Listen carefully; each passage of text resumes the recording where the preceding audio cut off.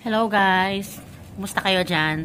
So today, dahil naman medyo mainit ang panahon and parang onti lang naman yung ambon-ambon, we decided na mag-swimming sa Kinabutan.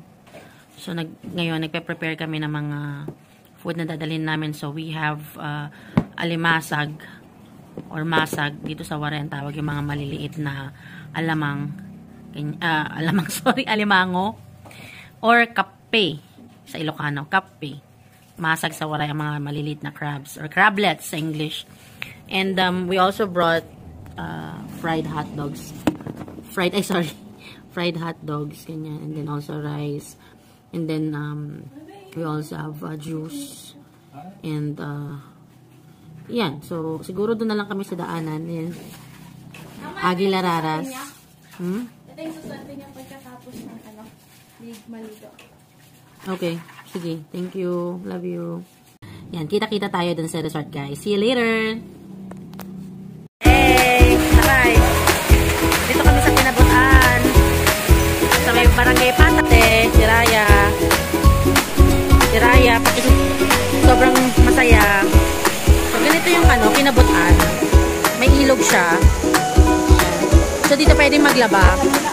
Ayan, super saya ng mga tao dito. Pagputan.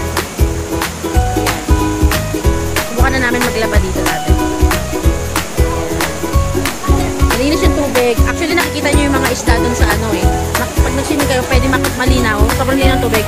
Makikita yung mga isda na nandun sa swimming pool sa taas. So, yan. 150 pesos yung cottage.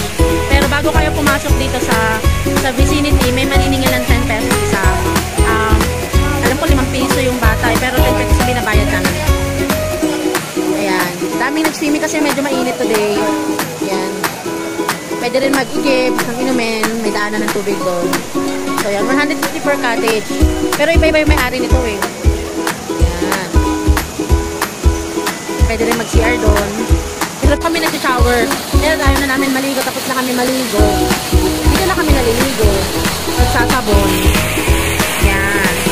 Yung tubig galing sa bundok. Yan. May swimming pool pa dito sa taas. May swimming pool pa.